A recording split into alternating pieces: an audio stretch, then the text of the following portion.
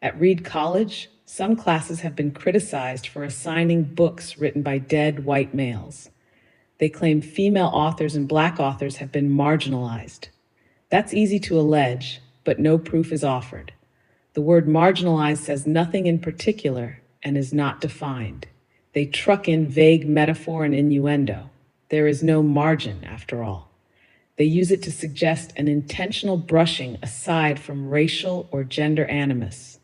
But to have a case, they must show the exclusion could not be based on the book's merits. They don't show that.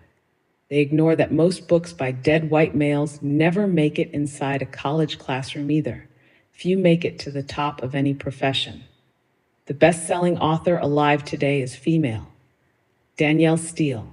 Have male authors been marginalized as a result? Do any at Reed care? Agatha Christie has outsold Stephen King. Is sexism afoot?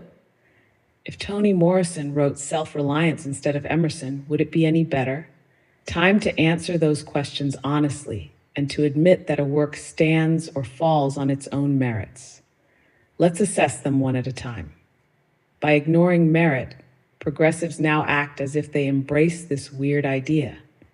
I have a dream that one day books will be judged not by the character of their content, but by the race and gender of their authors. They seem to put gender and race ahead of merit and have the nerve to whitewash their own brand of anti-white, anti-male discrimination with the misleading euphemism diversity, equity, and inclusion.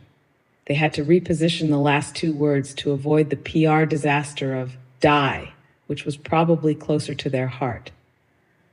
At base, it's a face-saving fancy to suppose all performance differences among races and then genders are due to unfair discrimination.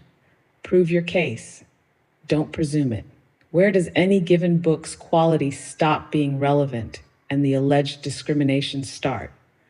The ball is still in their court to prove that before they tamper with a class syllabus on race and gender grounds.